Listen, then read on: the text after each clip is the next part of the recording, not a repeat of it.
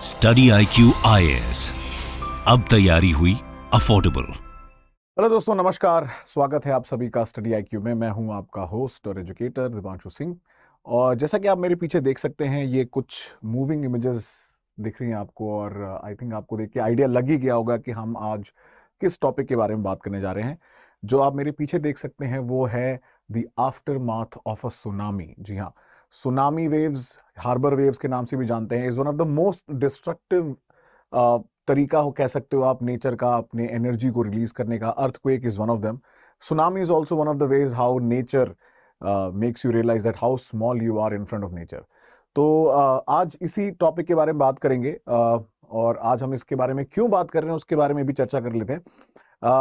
Indonesia में एक बहुत बड़ा अर्थक्वेक आया है, जिसके बाद एक सुनामी अलर्ट इशू किया गया था, लेकिन उसको बाद में बंद कर दिया गया। वेल, ये ऐसा पहली बार नहीं हुआ है। इस वीडियो को जब आप एंड तक देखेंगे तो आप समझेंगे कि कई बार ये जो फॉल्स अलार्म होते हैं, कई बार एक्चुअली में वो बहुत खतरनाक साबित हो सकते हैं, और मैं उसका एग्जाम्पल भी आपको दूंगा। और कई बार क्या होता है कि अननोइंगली भी सुनामी आ जाती है, लेकिन पता नहीं चलता, क्योंकि अंडर वाटर कुछ हो रहा होता है। डीप सी अर्थक्वेक्स हो सकते हैं, या बहुत सारे मल्टीपल रीजंस हैं जिनके बारे में आज हम चर्चा करेंगे। तो मैं हूं दिपांशु सिंह, और आज हम बात करने वाले हैं इसी मुद्दे पे। तो जो सुनामी आई है वो एक्चुअली में अगर आप देखेंगे, जो आपकी रिक्टर स्केल है, उस पे पहले एक अंडर वाटर अर्थक्वेक डिटेक्ट किया गया, दैट इज अराउंड इंडोनेशिया। और जहां पे उसको डिटेक्ट किया गया है, that is somewhere around the city of Bandung and in Indonesia. And generally आप ये जो एरिया देखेंगे यहाँ से यहाँ तक, ठीक है, इस एरिया में it's one of the most prone areas for earthquake माना जाता है। और उसका बहुत बड़ा कारण है, जब आप प्लेट टेक्टोनिक्स पढ़ते हो तो उस प्लेट टेक्टोनिक्स की थ्योरी में आप देखेंगे कि हम इसके बारे में देखते हैं कि this is one of those area जहां पे मल्टीपल प्लेट जो है वो कोलाइड कर रही हैं। तो प्लेट की कोलिजन की वजह से यहाँ पे जो अर्थक्वेक के आने के चांसेस बहुत ज्यादा होते हैं। कमेंट सेक्शन में मुझे बताइएगा कि इस एरिया को फेमसली किसी नाम से जाना जाता है। तो अगर हम देखें on the larger scheme of things, ये एक बहुत ही महत्वपूर्ण एरिया है जियोलॉजिस्ट के लिए, जोग्राफर्स के लिए, समझने के लिए कि अर्थ कैसे बनी थी, जो बेसिक एलिमेंट्स ऑफ अर्थ हैं उसको समझने के लिए भी इंपॉर्टेंट है बहुत एरिया। और इसीलिए इस एरिया में आप देखेंगे मोस्टली ये सुनामी प्रोन एरिया कहलाता है। तो सुनामी हो, डीप सी अर्थक्वेक हो और वोल्केनो, तीनों चीजें आपको यहां देखने को मिलती हैं इस एरिया में। तो ये जो 6.9 मैग्नीट्यूड का जो अर्थक्वेक आया, अंडर वाटर अर्थक्वेक बोलते हैं, सबमरीन अर्थक्वेक भी आप इनको बोल सकते हैं। एक वर्ड यूज होता है सबमरीन, मतलब पानी के अंदर। तो सबमरीन अर्थक्वेक जनरली जो आया है, उसकी वजह से ये, जब ये आपकी जो नीडल होती है, सीस्मोग्राफ डिवाइस, सीस्मोग्राम, ठीक है, तो gram is the device and graph is the reading, generally उल्टा होता है यहाँ पे, ठीक है। यहाँ पे graph is the device and the gram is the reading. तो सीस्मोग्राफ की जो रीडिंग है अगर आप देखेंगे, उसके हिसाब से it was a major earthquake. कोई भी अर्थक्वेक अगर 6 मैग्नीट्यूड के ऊपर होता है उसको बड़ा ही माना जाता है, और सुनामी ट्रिगर हो सकती है अगर सूटेबल कंडीशंस मीट हो जाए। तो आज के इस हम लेक्चर में ये भी देखेंगे कि बेसिक्स ऑफ सुनामी क्या है, सुनामी कैसे आ सकती है, क्या क्या तरीके हैं जिससे सुनामी प्रोड्यूस हो सकती है, क्या सिर्फ अर्थक्वेक एक रीजन है या और भी बहुत सारे कारण हो सकते हैं सुनामी के आने के लिए। और ये आपके प्रीलिम्स और मेंस दोनों के लिए बहुत इंपॉर्टेंट टॉपिक है। प्रीलिम्स में डायरेक्ट क्वेश्चन आए हुए हैं जिनको हम देखेंगे भी, और मेंस में भी डिजास्टर मैनेजमेंट रिलेटेड एस्पेक्ट से भी आपका ये बहुत ज्यादा लिंक होता है। आगे बढ़ते हैं। जो दोस्त मेरे साथ नए जुड़ रहे हैं इस प्लेटफॉर्म पे, अपने बारे में थोड़ी जानकारी दे देता हूं। मेरा नाम दिपांशु सिंह है। मैं यहाँ पे स्टडी IQ में सीनियर डायरेक्टर हूँ और एक फैकल्टी हूँ। ज्योग्राफी, पॉलिटी, इंटरनेशनल रिलेशंस जैसे इश्यूज को टच करता हूँ, पढ़ाता हूँ डेप्थ में, और साथ साथ सोशोलॉजी ऑप्शनल भी मेरा फोटे है। इसके साथ साथ मैं एक पब्लिक पॉलिसी एडवाइजर हूँ, ऑथर हूँ। मैंने बुक लिखी हुई है इंटरनेशनल रिलेशंस की, जिसको आप चाहें अमेजॉन और फ्लिपकार्ट से रेफर कर सकते हैं। It's one of the best sellers for international relations, crisp with a lot of diagrams. And उसके अलावा आप dipanshuSingh.com वेबसाइट पे जाके मेरे टेलीग्राम चैनल या जो मेरे इंस्टाग्राम के थ्रू आप एक्सेस कर सकते हैं, जहाँ पे डेली PDF इस सेशन के और बाकी सेशंस के along with that MCQ practice भी और आंसर राइटिंग प्रैक्टिस भी आप ज्वाइन कर सकते हैं। उसके अलावा 30 नवंबर को, ये डेट याद रखिएगा, 30 नवंबर सुबह 8 बजे से मैं चालू करने वाला हूं फिजिकल ज्योग्राफी का course. In fact it's a complete geography preparation for 2024 batch. तो अगर अभी तक आप एक लाइव कोर्स का वेट कर रहे हैं, लाइव फाउंडेशन बैच का, तो ये सही समय है उसको ज्वाइन करने का। सुबह 8 बजे से ज्योग्राफी पिलर में कंप्लीट करूंगा, फिजिकल, इंडियन, वर्ल्ड, ज्योग्राफी, तीनों को हम डेप्थ में कवर करेंगे फॉर प्रीलिम्स एंड मेंस 2024 के एस्पिरेंट्स के लिए। आप कोड यूज कर सकते हैं deep live for deeper understanding and in depth analysis के लिए आप मेरे कोर्सेज को ज्वाइन करें जो कि 30 नवंबर से चालू हो रहा है। ठीक है, चलिए तो आगे बढ़ते हैं। 6.9 मैग्नीट्यूड का अर्थक्वेक आया वेस्टर्न इंडोनेशिया की साइड में, और जो यूएसजीएस डिपार्टमेंट, जैसे US geological survey is one of those department जिसके सेंसस पूरे वर्ल्ड वाइड लगे हुए हैं, वो बाकी सारी कंट्रीज से भी वो लोग कोलैबोरेट करते हैं, जहां पे माइनर से माइनर अर्थक्वेक को ये लोग मेजर करते हैं। और ये जो अर्थक्वेक था ये 8:30 बजे के आसपास, अगर 13:30 जीएमटी का टाइम देखें, उसके आसपास आया था, और डेप्थ इसकी ज्यादा डीप नहीं थी, it is a shallow depth earthquake. तो इसके बारे में भी थोड़ा बात करेंगे, ये जो डेप्थ वाले अर्थक्वेक होते हैं उसका क्या फर्क पड़ता है।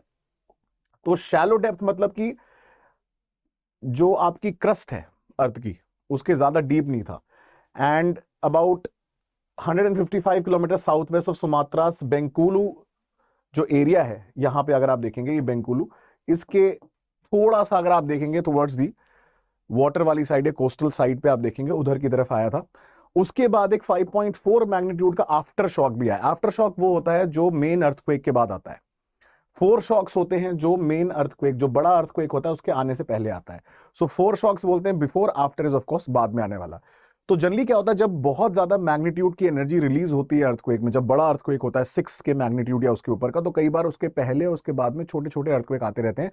जैसा आपने मेरे पिछले वीडियो में देखा होगा, दिल्ली एनसीआर में भूकंप के झटके महसूस हुए, 2 दिन बाद फिर से आया, फिर हिमाचल में आया, उसके बाद भी आया। तो वो क्या है, these are probably the science कि ये 4 शॉक्स हैं, क्योंकि 6 के मैग्नीट्यूड का अगर आप देखेंगे कोई अर्थक्वेक नहीं आया है। अगर उसके ऊपर का आएगा दैट मींस वो बिग अर्थक्वेक है। जनरली बिगर अर्थक्वेक के पहले या बाद में आने वाले क्वेक्स को हम 4 शॉक्स या आफ्टर शॉक्स बोलते हैं। तो ये तो इसके बारे में बात हुई। तो अब इस एरिया के बारे में थोड़ा, टोपोग्राफी के बारे में थोड़ा और डिटेल में देखते हैं हम लोग। जैसे मैंने आप लोगों से सवाल पूछा था इस वीडियो के बिगिनिंग में, इस एरिया को कुछ फेमस नाम से जाना जाता है। ठीक है, this area is basically a part of your Pacific ring of fire. Ring of fire word इसलिए यूज किया गया है क्योंकि ये area is one of the portions of the bigger area of ring of fire, जहां पे world के सबसे ज्यादा बड़े अर्थक्वेक्स, सुनामी आने के चांसेस और वोल्केनोज इरप्ट करते हैं। ये तीनों चीजों को मिला के उसका सबसे बड़ा कारण है क्योंकि यहां पे मेजरली प्लेट बाउंड्रीज हैं, और वो ऐसी ऐसी प्लेट बाउंड्रीज नहीं है, वो कन्वर्जेंट प्लेट बाउंड्रीज है। Most of it, not all, most of it, maximum जो है। क्योंकि कन्वर्जेंट बाउंड्री जो होती है दोस्तों, आप जानते हैं कि वो होती है डिस्ट्रक्टिव बाउंड्री। ठीक है, कन्वर्जेंट प्लेट बाउंड्री होती है डिस्ट्रक्टिव प्लेट बाउंड्री। डिस्ट्रक्टिव मतलब 2 प्लेट आपस में टकराती हैं, एक प्लेट जो है वो नीचे चली जाती है, सबडक कर जाती है। सो कन्वर्जेंट प्लेट बाउंड्री जहां पे होती है वहां पे जनरली आपको ऐसे वोल्केनो, डीप अर्थक्वेक्स देखने को मिलेंगे, क्योंकि वहां पे एक प्लेट दूसरे प्लेट के नीचे जा रही है, और वहां पे पॉसिबिलिटी भी सबसे ज्यादा होती है किसकी, सुनामी आने की। अब ये रीजन अगर आप देखेंगे, ये पूरा जो है ये प्लेट बाउंड्री पे सिचुएटेड है। Indo Burma plate, Indo Australian plate की बाउंड्री है जो यहां पे टकरा रही है। और डिटेल में इसको देखेंगे, 1900 से लेके 2019 के बीच में कितने अर्थक्वेक्स आए हैं। 9 मैग्नीट्यूड, 8 मैग्नीट्यूड, 7 मैग्नीट्यूड, 6 मैग्नीट्यूड। मतलब 6 मैग्नीट्यूड का अर्थक्वेक इंडोनेशिया के लिए आया, मतलब रोज की बात है मतलब उनके लिए। तो दैट इज वाई इस बार अगर आप देखेंगे कि उनको ज्यादा फर्क नहीं पड़ा इस चीज से, बट अगर उसके ऊपर जाता है तो मेजरली 7 बहुत डेंजरस हो जाता है, 8 तो मतलब किलो टन्स ऑफ बॉम्ब के बराबर है। तो this is the Pacific ring of fire का एरिया, पैसिफिक बेसिन के पास, and Indonesia is one of the most prone countries इस एरिया में, जहां पे अर्थक्वेक और वोल्केनो तो मतलब हर दिन ही इरप्ट कर रहा होता है यहां पे। तो ये सिनेरियो है। तो अगर हम रिंग ऑफ फायर को थोड़ा और एक्सपैंड करते हैं, चलिए, तो रिंग ऑफ फायर को हमने एक्सपैंड किया, और ये जो आप देख रहे हैं पूरा डायग्राम, ठीक है, ये इंडो ऑस्ट्रेलियन प्लेट है। यहां पे आपको देखने को मिल रहा है इंडोनेशिया, ठीक है, इस जगह माउंट मेरापी, देम्पो, क्रैकताओ, अनक क्रैकताओ, ये है ट्रेंच यहां पे देखने को मिल रही है। जहां पे भी आपकी कन्वर्जेंट प्लेट बाउंड्री होगी दोस्तों, आप जानते हैं वहां पे पानी की तरफ एक ट्रेंच बनता है। ठीक है, वाटर बॉडी की तरफ एक ट्रेंच बनेगा, और जो लैंड वाला पोर्शन है, लैंड वाली साइड में माउंटेन बन सकते हैं, वोल्केनिक माउंटेन बन सकते हैं, but that depends on the kind of plate interaction. Oceanic oceanic है, कॉन्टिनेंटल ओशनिक है, ठीक है, या कॉन्टिनेंटल कॉन्टिनेंटल है, वो एक अलग केस है, उसके बारे में हम लोग डिटेल में बात करेंगे जब हम लोग प्लेट टेक्टोनिक्स का लेक्चर डिस्कस करेंगे। बट क्योंकि आज हम एक स्पेसिफिक केस के बारे में बात कर रहे हैं, वो स्पेसिफिक केस है कि जब एक ओशनिक या ओशनिक कॉन्टिनेंटल प्लेट्स टकराती हैं तो उससे क्या बन रहा है, यहाँ पे सबडक्शन हो रहा है। और यहाँ पे जैसा कि आप देखेंगे जो जावा ट्रेंच है ये ओशनिक है, तो यहां पे आप नोटिस करेंगे कि माउंटेनस चेन ऑफ आइलैंड बने हुए हैं और वो चेन है वोल्केनिक माउंटेन्स के। ठीक है, हम इसको बोलते हैं वोल्केनिक आइलैंड आर्क बन जाती है, आर्क के शेप में बना है। मतलब आप देखेंगे इंडोनेशिया कैसे बना है, सीधा नहीं बना है, ऐसे बना हुआ है। तो यहाँ पे माउंटेन्स हैं ऐसे, और वो माउंटेन कैसे हैं, फोल्ड माउंटेन कैसे हैं, और वो क्या है, वोल्केनिक फोल्ड माउंटेन है। फोल्डिंग हुई है बट वोल्केनिक फोल्ड माउंटेन है। और इधर की तरफ पानी की तरफ जो है आपको क्या देखने को मिलेगा, बहुत बड़ी खाई, गड्ढा, trench, one of the deepest in the world.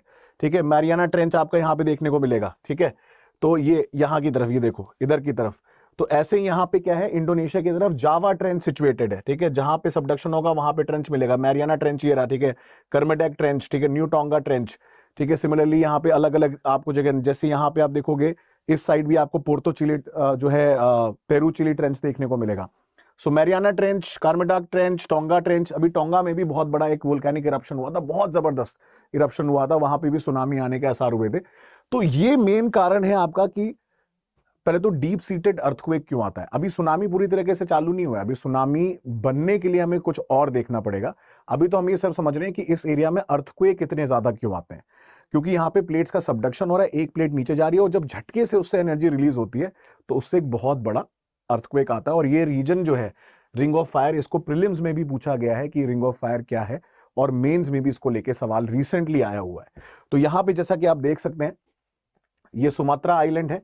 ठीक है, यहाँ पे इंडो ऑस्ट्रेलियन प्लेट है, ये कन्वर्ज कर रही है with the other plate over here, यहाँ पे यूरेशियन प्लेट, और यहाँ पे जो ये टकरा रही है, यहाँ पे देखिए ये प्लेट नीचे जा रही है, सबडक्शन हो रहा है ओशनिक क्रस्ट और कॉन्टिनेंटल क्रस्ट का। तो कुछ पोर्शन यहाँ कॉन्टिनेंट का है, कुछ पोर्शन वहां पे पानी का है। तो ओशनिक कॉन्टिनेंटल जो कोलिजन हो रहा है, यहाँ पे ओशनिक कॉन्टिनेंटल सबडक्शन हो रहा है, तो कॉन्टिनेंट की साइड पे क्या बनेगा, फोल्डिंग से यहाँ पे आपके वोल्केनिक माउंटेन्स बन जाएंगे, और यहां पे क्या बनेगा, आपका खाई, ट्रेंच बन जाएगी यहाँ पे। तो यहाँ पे इसलिए आप देखेंगे जावा ट्रेंच बना हुआ है। अब यहीं से आपका, और ये जो जोन है जहां पे मैक्सिमम अर्थक्वेक आते हैं सबडक्शन की जगह पे, उसको हम बोलते हैं वदाती बेनियोफ जोन। ठीक है, this zone contains a lot of these hotspot areas बोलते हैं, यहां से बड़े डीप सीटेड अर्थक्वेक्स निकल के आते हैं। तो ये अर्थक्वेक के आने का रीजन है। अब हम जरा आगे बढ़ते हैं इसमें, यहां कुछ हो रहा है और इसके होने से ये होगा। तो क्या हो रहा है, ये तो वही चीज हो रही है, सबडक्शन हो रहा है। अब आप यहां पे पूरा प्रॉपर्ली देख सकते हैं कि सबडक्शन होता है तो क्या होता है। ये ओशनिक प्लेट है, ये कॉन्टिनेंटल प्लेट है, इधर कॉन्टिनेंट पोर्शन है, या अगर आप इसको ओशनिक भी मान लोगे तो यहां पे क्या हो रहा है, एक प्लेट जा रही है दूसरे से टकरा रही है। जो भी हैवियर प्लेट होती है आपको पता है जनरली वो नीचे जाती है, जिसको हम बोलते हैं कि वहां पे सबडक्शन हो रहा है। और जब सबडक्शन होगा तो एक प्लेट का हिस्सा जो है वो मेंटल की तरफ जाएगा, अस्थिनोस्फेयर में, वहां पे जाएगा, वहां पे मेल्ट हो जाएगा, इंस्टेबिलिटी क्रिएट करेगा क्योंकि पानी होता है, और उसकी वजह से क्या होगा, यहां प्रेशर बिल्ड होगा जिसकी वजह से एक्सप्लोसिव वोल्केनिक इरप्शन होगा। और जब वो वोल्केनिक इरप्शन होगा वो सॉलिडिफाई होके फोल्डिंग के साथ आपका वोल्केनिक माउंटेन बन जाएगा। बट क्योंकि ओशनिक कोलिजन है तो यहाँ पे वोल्केनिक आइलैंड आर्क बन जाएगी। क्या बन जाएगी, वोल्केनिक आइलैंड। तो चेन ऑफ वोल्केनिक आइलैंड बन जाएंगे, जैसे कि इंडोनेशिया के साइड में कुछ जगह बने हुए हैं, कुछ कुछ जगह ओशनिक कॉन्टिनेंटल कोलिजन भी है, और ये बीच में जो जहां सबडक्शन हो रहा है यहां पे बन जाता है दोस्तों आपका ट्रेंच। ठीक है, तो ये प्लेट टेक्टोनिक्स का बिल्कुल बेसिक हमने डिस्कस किया। अब ये जहां पे दो प्लेट आपस में टकराती हैं, कई बार क्या होता है ये दो प्लेट बहुत समय तक इंटरलॉक पोजीशन में फंस जाती है, मतलब ना ये इधर जा रही है और ना ये इधर जा रही है, ना ये पुश कर पा रही है ना ये पुश कर पा रही है।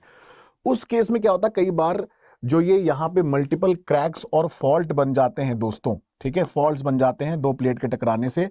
तो वो क्रैक जो है, अब आप इमेजिन करो दो गाड़ियां आपस में टकरा रही हैं, गाड़ियों में डेंट लग गया, डैमेज हो गया, उसको आप समझ सकते हो फॉल्ट। या दो जब टकराते हैं बड़े जीव तो टूट जाती हैं चीजें, तो वो फॉल्ट और क्रैक होते हैं। तो ऐसे ही दो भारी भारी भरकम प्लेट जब टकराएंगी तो बहुत सारे क्रैक्स और छोटे मोटे एरियाज आप कह सकते हो जहां से एनर्जी रिलीज होने के चांसेस हो जाते हैं। और एनर्जी भी क्या है, सबसे शॉर्टेस्ट रूट ढूंढती है। तो ये फॉल्ट बन जाते हैं। अब वो फॉल्ट से किसी भी फॉल्ट में से एनर्जी सडनली रिलीज करेगी, क्योंकि इतने टाइम तक वो एनर्जी, पोटेंशियल एनर्जी स्टोर हो रही है, स्टोर हो रही है, स्टोर हो रही है, और वो झटके से रिलीज करेगी। वो जब झटके से रिलीज होती है और अगर पानी के अंदर रिलीज होती है तो वो बनाती है सुनामी। कैसे बनाती है? देखिए ऐसे, नोटिस करिए क्या हो रहा है यहां पे। नोटिस करा क्या हुआ? फिर से देखिए, प्रेशर बिल्ड हो रहा है, स्ट्रेस बिल्ड हो रहा है, और फिर पानी से झटके से क्या हुआ? रिपल्स क्रिएट हुए। फिर से देखते हैं, प्रेशर प्रेशर प्रेशर प्रेशर, अभी क्या है? स्ट्रेस बिल्ड हो गया। ठीक है, स्ट्रेस बिल्ड और झटके से कोई फॉल्ट एक्टिवेट हुआ, जहां पे फॉल्ट एक्टिवेट मतलब कहीं पे रप्चर हो गया, टूट गया फॉल्ट जो है, और वहां से suddenly vast amount of energy release हुई, और एनर्जी जो है वो ट्रैवल कर रही है पानी में ऊपर की तरफ, और झटके से आप देखिए पानी को मूव किया, ह्यूज वॉल्यूम ऑफ वाटर जो डिस्प्लेस हुआ, और वो रिपल इन द पॉन्ड की तरह सर्किल में पूरा का पूरा चारों दिशाएं में चला गया। ये है सुनामी का जनरेशन। तो अंडर वाटर सी, जब सबमरीन अर्थक्वेक या अंडर वाटर जब अर्थक्वेक्स आपके आते हैं, वो आपके सुनामी जनरेट करते हैं, और जनरली थोड़े बड़े मैग्नीट्यूड के, मतलब 5.5, 6 के ऊपर होने चाहिए। Generally 6 is considered as an ideal magnitude Richter scale पे, जिसमें आपकी सुनामी जनरेट होने के बहुत ज्यादा चांसेस होते हैं, बट कई बार नहीं भी होती है, क्योंकि उसके लिए आसपास के लोकल फैक्टर, सबमरीन लैंडफॉर्म्स, मतलब depending on the landform also भी वेरी करता है। बट ये मेजर प्रिंसिपल है कि आपका कैसे सुनामी जनरेट होती है अर्थक्वेक से। अभी हम और भी देखेंगे इसमें कारण कि सुनामी और कौन से तरीकों से जनरेट हो सकती है। क्या सिर्फ अर्थक्वेक ही एक तरीका है, या अर्थक्वेक से ही सिर्फ सुनामी जनरेट होती है? नहीं दोस्तों, और भी कारण हो सकते हैं। तो ये कुछ कारण ही है यहाँ पे। या तो आप देखिए, मेजरली 90% ऑफ द टाइम क्या होता है, 90% इसलिए बोल रहा हूं क्योंकि हमारा जो आप देखेंगे अर्थ का जो फ्लोर है वो कुछ इस तरीके से ही बना हुआ है कि यहाँ पे प्लेट्स के बीच में सबडक्शन हो रहा है। तो सबडक्शन होने के कारण ही क्या है, जो आपका 80 to 90% टाइम आपका जो सुनामी जनरेट होता है वो होता है जब अर्थक्वेक से जनरेट होती है, जब enormous amount of energy release होती है बिकॉज ऑफ दी प्लेट की कोलिजन की वजह से। दूसरा हो सकता है सुनामी कॉज्ड बाय इरोजन। ठीक है, इरोजन मतलब क्या है कि अब ये भी अर्थक्वेक से हो सकता है। कैसे?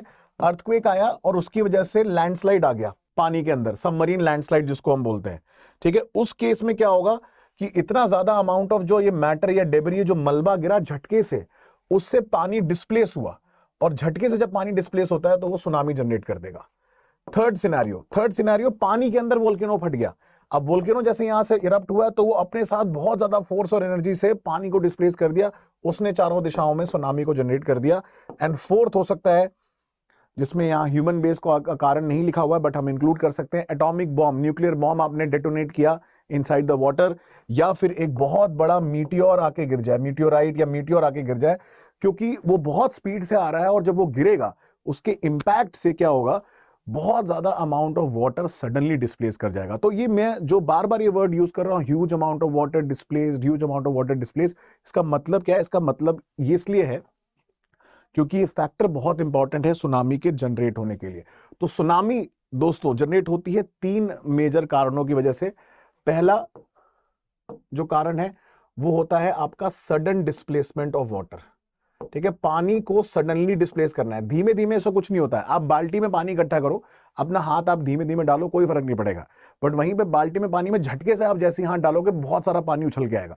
पहला तो सडन डिस्प्लेसमेंट ऑफ वाटर होना चाहिए दोस्तों सुनामी के जनरेट होने के लिए, पहला कारण। दूसरा, it should be a vertical displacement, sideways नहीं, नीचे से ऊपर पानी जाना चाहिए, तभी तो जाके रिपल जनरेट होंगे। आप जैसे अपना हाथ डालोगे झटके से तो पानी ऊपर की तरफ भागा है, तो वर्टिकल डिस्प्लेसमेंट चाहिए, और वो सडन डिस्प्लेसमेंट हो चाहिए, ग्रेजुअल नहीं, झटके से होना चाहिए। और सबसे बड़ी बात, सुनामी को सिग्निफिकेंट होने के लिए, सुनामी को जनरेट करने के लिए भी जो डिस्प्लेसमेंट होना चाहिए पानी का, वो वॉल्यूम बहुत ज्यादा होना चाहिए। छोटे मोटे पानी से सर काम नहीं चलेगा, थोड़े बड़े, तो huge volume of water needs to be displaced suddenly and vertically, that will दोस्तों create a tsunami, जो डिस्ट्रक्टिव सुनामी होगी।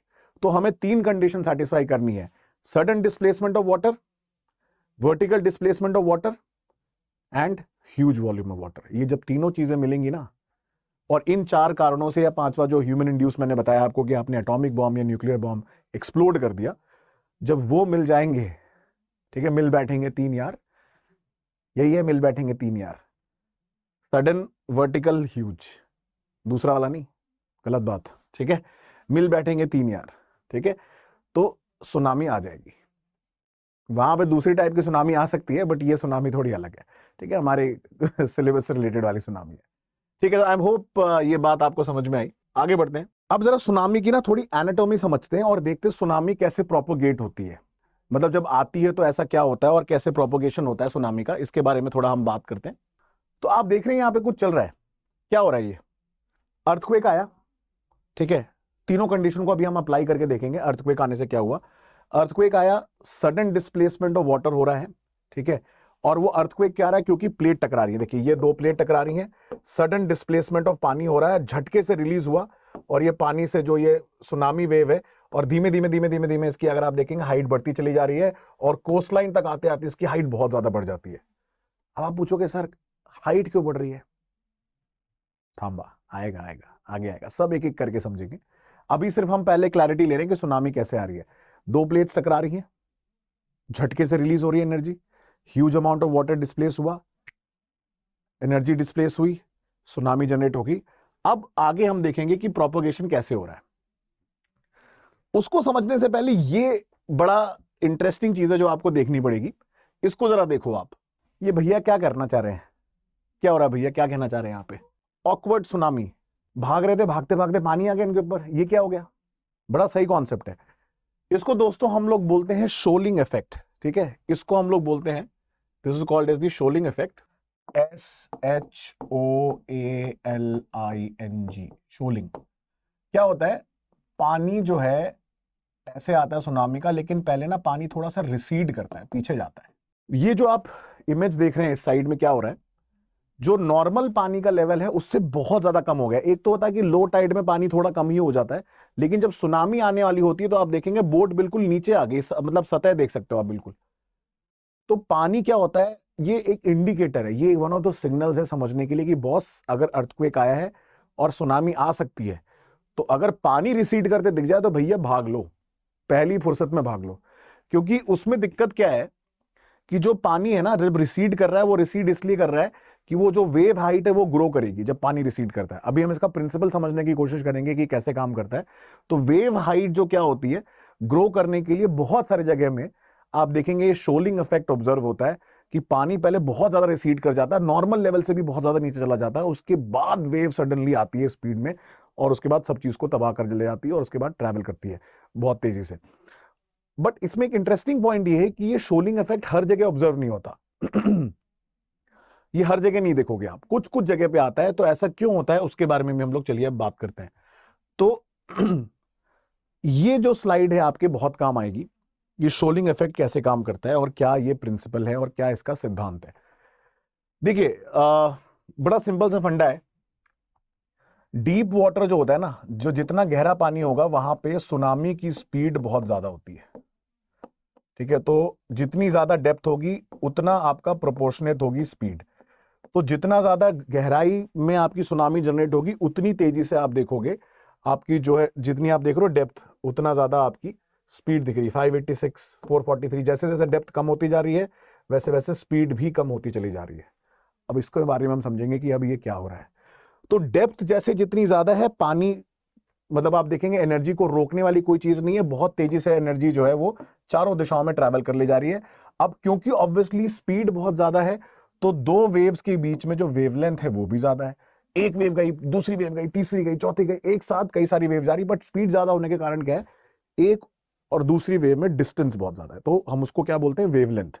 2 कॉन्सिक्यूटिव क्रस्ट या ट्रफ जो बोलते हैं हम लोग, ठीक है, crest and trough, top and bottom portion, उसके बीच में डिस्टेंस आता है। जैसे ही सुनामी वेव जो है वो कोस्ट लाइन के पास आती है, नीचे वो टकराती है, फ्रिक्शन, ठीक है, बैरियर, उसकी स्पीड स्लो होने लग जाती है, ठीक है। अब देखिए डेप्थ जैसे कम हो रही है, स्पीड कम हो रही है, इधर नोटिस कर रहे हो आप, 313, 99, 49 सडनली बहुत कम हो गई। अब हुआ क्या, अब यहां क्या हो रहा है, अब यहां पे बहुत सारी वेव एक छोटे एरिया में आके कंप्रेस हो रही हैं, ठीक है, बहुत सारी वेव यहां छोटे एरिया में आके कंप्रेस हो रही हैं।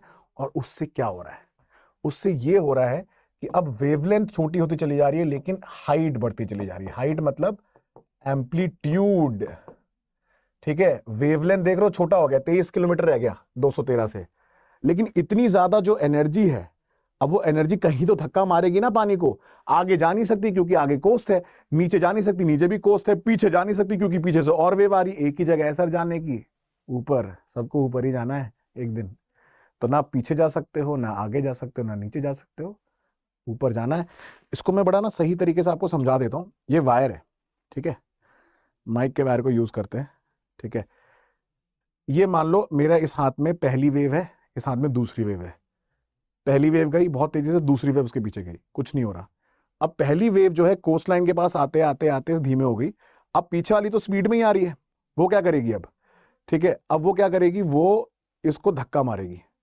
कुछ हो रहा है, क्या हो रहा है बॉस, कुछ बढ़ रहा है ऊपर, वेव की हाइट बढ़ रही है, इसको बोलते हैं एम्पलीट्यूड। ये देखो मेरा हाथ स्टेबल है, लेकिन पीछे वाली बॉस आ रही है पीछे से। सुनामी समझ गया आप लोग, यही है सुनामी। जो ये समझ गया मतलब सुनामी समझ में आ गया। तो यही हो रहा है, जितनी ज्यादा डेप्थ रहती है वेव के पास एनर्जी है उतनी ज्यादा ट्रैवल कर सकती है, एनर्जी बहुत देर तक कंजर्व कर सकती है। जितनी स्पीड से ट्रैवल करेगी, जैसे ही कोस्ट के पास आती है, ठीक है, उसकी एनर्जी कम होने लग जाती है, स्पीड धीमे हो जाती है, फ्रिक्शन है, रिस्ट्रिक्शन है, आगे जा नहीं सकती, पीछे जा नहीं सकती, नीचे जा नहीं सकती। एक ही तरीका है, वेव हाइट बढ़ा दो। तो वेव की हाइट जितना आप कोस्ट के पास पहुंचोगे सर वेव हाइट बढ़ जाती है, इसलिए सुनामी झटके से आती है और उसकी वेव की हाइट आप इमेजिन नहीं कर सकते। धीमे धीमे जितना आपके पास आएगी सडनली ऊपर बढ़ती चली जाती है, और इसकी वजह से बहुत सारे लोग धोखा खा जाते हैं और समझ नहीं पाते कि सुनामी कब आ गई। इसीलिए सुनामी बहुत खतरनाक है, क्योंकि नॉर्मली दूर से तो दिखती है कि वेव हाइट बहुत कम है, जब आपके पास आएगी तो वेव हाइट बढ़ जाती है, जैसा कि हमने वीडियो में देखा। और 2004 में दोस्तों यही हुआ था। 2004 में जब सुनामी आई थी, ठीक है, आपको पता होगा इंडियन ओशन रीजन में बहुत बुरी तरीके से इफेक्ट हुआ था। 2004 सुनामी में लगभग 2,30,000 से ज्यादा लोग मारे गए थे, ठीक है, और मैक्सिमम जो डैमेज हुआ था वो इंडिया की इस साइड हुआ था, क्योंकि इंडिया की साइड में तो शोलिंग ऑब्जर्व की गई थी, लेकिन दोस्तों थाईलैंड की साइड शोलिंग आप देखोगे कुछ कुछ जगह आई और कुछ कुछ जगह नहीं भी आई। इंडिया में उस समय लोगों को ज्यादा पता नहीं था शोलिंग के बारे में, तो इसलिए जो लोग थे बड़े क्यूरियस हो गए कि क्या हो रहा है, पानी की वेव बढ़ रही है, तो कुछ लोग उसको देखने के लिए पास में चले गए। बट कह सकते हो कि अवेयरनेस ना होने के कारण भी बहुत सारी मौतें हुई उस समय। तो कुछ हिस्सों में इंडिया के शोलिंग हुई, कुछ जगह नहीं भी हुई। और ये सारा का सारा किस चीज पर डिपेंड करता है दोस्तों, ये डिपेंड करता है कि आपकी जो ये पोर्शन है, मैंने बोला था ना मैं आपको बताऊंगा, ट्रफ पोर्शन, जो वेव आपकी ऐसे ट्रैवल कर रही है ना, शोलिंग उस जगह, बहुत ध्यान से सुनना, शोलिंग उस जगह ऑब्जर्व होगी जहां पे ट्रफ पोर्शन, नीचे वाला पोर्शन पहले हिट करेगा। अगर ये वाला आएगा पोर्शन क्रेस्ट वाला तो शोलिंग नहीं होगी। अब वो डिपेंड करता है कि आपकी कोस्ट लाइन पे पहले, depending on the distance and the shape of the coast line, की पहले नीचे वाला हिस्सा हिट करता है या ऊपर वाला। जब नीचे वाला हिट करेगा तब शोलिंग होती है, पानी रिसीड करता है पीछे से फिर उछल के आता है। लेकिन अगर ऊपर वाला करेगा सीधे तो सीधे सुनामी आके आपको हिट करेगी। ये कारण था कि 2004 की सुनामी में कुछ एरिया में इंडिया में शोलिंग हुई, श्रीलंका के पास, अंडमान निकोबार के पास थोड़ा बहुत आप देखेंगे, लेकिन तमिलनाडु के पास शोलिंग ना होने के कारण सडनली पानी आ गया। वहीं पे थाईलैंड पे लोगों को समय मिल गया इससे बचने का, क्योंकि उन्हें पता था सुनामी के बारे में, प्रोन एरिया था, अवेयरनेस थी, तो बहुत सारे लोग जैसे ही उन्हें पता चला तो उन्होंने जितने भी हाईएस्ट ग्राउंड पॉसिबल हो सकता है वहां वो लोग भाग गए। सिमिलरली इस एरिया में आप देखेंगे पहली बार नहीं कि ऐसा अर्थक्वेक आया हुआ है, सिबोगला सिटी में पहले भी आ चुका है, फरवरी में भी 6.2 मैग्नीट्यूड का अर्थक्वेक आया हुआ है, और इंडियन ओशन सुनामी की तो हमने खैर बात करी।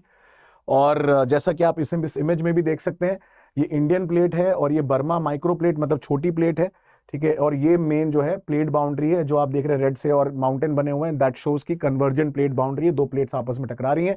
जहां स्टार मार्क्ड है ये सोर्स है, जब 26 दिसंबर 2004 को इंडियन ओशन सुनामी आई थी, और बेसिकली उसका आने का कारण क्या था, 9 से ज्यादा मैग्नीट्यूड का एक अंडर वाटर अर्थक्वेक ये सुमत्रन फॉल्ट के पास ओरिजिनेट हुआ था, जहां से चारों दिशाओं में सुनामी जनरेट हुई थी और इससे इतनी तबाही हुई थी। तो प्लेट टेक्टोनिक्स कारण है इन सब चीजों का। और मैं अब आपको एक लास्ट में, ठीक है, अब आपको लास्ट में एक एग्जाम्पल देने जा रहा हूं कि हमेशा अर्थक्वेक से जनरेट होने वाली सुनामी सही होती या नहीं होती, उसको कैसे प्रिडिक्ट कर सकते हैं। आप प्रिडिक्ट नहीं कर सकते हो। जैसे कल भी जो अर्थक्वेक आया उस पे हमने सोचा था कि शायद सुनामी आएगी, लेकिन नहीं आई। लेकिन ये एक एग्जाम्पल है कि पालू करके एक छोटी सी जगह है, अंडर डेवलप्ड रीजन था, ठीक है, अभी भी है, मकसर स्ट्रेट के पास पड़ता है। ये पालू करके छोटा सा एक कस्बा है इंडोनेशिया में। यहां पे एक अर्थक्वेक आया था अनफॉर्चुनेटली, और वो अर्थक्वेक ऐसे आया था कि टेक्निकली तो मैं आपको बताऊं यहां पे अर्थक्वेक आते रहते थे, बट इस बार थोड़ा उल्टा हो गया। इस बार इतनी तेज एक वोल्केनो इरप्ट हुआ, और बड़ा ही फेमस वोल्केनो है अनक क्रैकताओ करके, और इतनी तेजी से वो इरप्ट हुआ कि उसका पूरा का पूरा ऊपर का जो क्रेटर का हिस्सा वो ढह गया, धराशायी हो गया। आप देखो पहले इतना बड़ा साइज था, वो ढह के इतना रह गया, और अगल बगल जो आपको मिट्टी दिख रही है, मिट्टी कुछ नहीं है, ये उसी का क्रेटर का मलबा है सर। वो मलबा बहुत तेजी से धड़धड़ाते हुए पानी में नीचे गिरा, और मैंने आपको एग्जांपल दिया था कि जब बहुत ज्यादा कोई भारी चीज सडनली जाएगी, huge volume of water displace होगा, तो सुनामी आ जाएगी। तो क्या हुआ, जब ये इरप्ट हो रहा था वोल्केनो, कई बार वोल्केनो के इरप्शन से भी माइनर अर्थक्वेक आते हैं, तो इन्होंने अर्थक्वेक वार्निंग इशू करी और सुनामी अलर्ट भी इशू किया, बट 34 मिनट बाद बंद कर दिया। उन्होंने बोला अरे कोई सुनामी नहीं आ रही, बट उनको ये नहीं पता था कि अंडर वाटर ये लैंडस्लाइड आ गया है। तो सीक्वेंस ऑफ इवेंट ऐसा है कि पहले वोल्केनो इरप्ट हुआ, उससे आया अर्थक्वेक, लेकिन वो माइनर था, उससे लैंडस्लाइड आ गई जो ये इमेजिन नहीं कर पाया, और लैंडस्लाइड से सर सुनामी जनरेट हो गई जो पालू में आके डिस्ट्रक्शन कर गई। और पालू के लिए नुकसान होने का एक बहुत बड़ा कारण पता क्या था? पालू में ना फनलिंग इफेक्ट हो गया। एक पालू आप देखोगे थोड़ा वी शेप है इसका, तो जब पानी छोटे एरिया में जाता है स्पीड पकड़ लेता है। आपने देखा होगा ना सिंक बेसिन में पानी सडनली छोटे एरिया में जाता है, बहुत तेजी से रोटेट करने लग जाता है, फनलिंग इफेक्ट बोलते हैं। फनल में, कुप्पी में ऐसा होता है, आप शायद रिलेट कर पा रहे होंगे। तो ये जो पालू है ये वी शेप्ड एरिया में है, तो जब पानी की वेव यहां ऑलरेडी जब आ रही थी तो उसकी हाइट और बढ़ गई, और तेज हो गई, और हाइट भी बढ़ गई। और बाद में जब कोस्ट के पास आई तो आपको पता ही है सुनामी की स्पीड कम हुई, वेव की हाइट बढ़ गई, और डिस्ट्रक्शन हुआ क्यों ज्यादा यहां पे? क्योंकि ये एरिया ऑलरेडी बहुत लेस डेवलप्ड था, झुग्गी झोपड़ी थोड़ी यहां ज्यादा थी जो पानी के फोर्स को नहीं सह पाई। ठीक है, झुग्गी झोपड़ी थोड़ी ज्यादा थी जो पानी के फोर्स को नहीं सह पाई, और दोस्तों उसकी वजह से ये डिस्ट्रक्टिव सुनामी जनरेट हो गई। तो सवाल अब ये उठता है कि क्या हम इसको लेके प्रिपेयर्ड थे या हम प्रिपेयर्ड हैं? वेल 2004 के बाद अगर आप देखेंगे बहुत ज्यादा अवेयरनेस हो चुकी है। इंडिया का एक सुनामी अर्ली वार्निंग सिस्टम लगा हुआ है इंडियन ओशन रीजन में, अलग अलग जगह हम इसको मॉनिटर करते रहते हैं। जैसा कि आप देख सकते हैं ये डार्ट सिस्टम है, ठीक है, ठीक है। डार्ट जो है ये डिटेक्शन ऑफ सुनामी करता है। ऐसे फ्लोटिंग बॉयज हैं, तो ये क्या करता है, ये फ्लोट करता रहता है, नीचे सेंसर से कनेक्टेड है।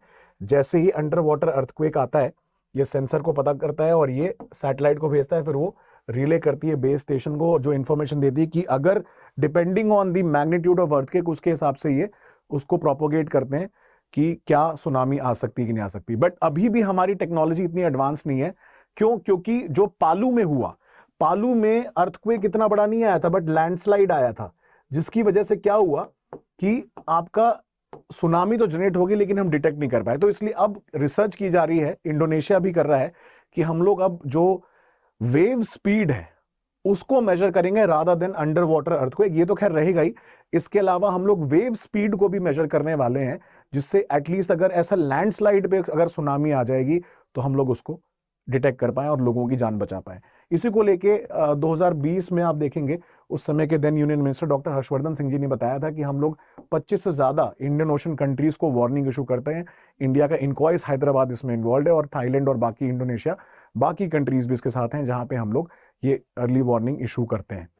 तो दोस्तों आज का ये वीडियो बड़ा इंटरेस्टिंग, बड़ा informative, I am pretty sure आपको अच्छा लगा होगा। अगर आप ऐसे ही मुझसे इन डेप्थ में ज्योग्राफी और बाकी सब्जेक्ट्स पढ़ना चाहते हैं, जैसे सोशियोलॉजी ऑप्शनल, इंटरनेशनल रिलेशंस, तो आप मेरे कोर्सेज को ज्वाइन कर सकते हैं। 30 नवंबर से जो है फाउंडेशन बैच चालू होने वाला है, सुबह 8 बजे।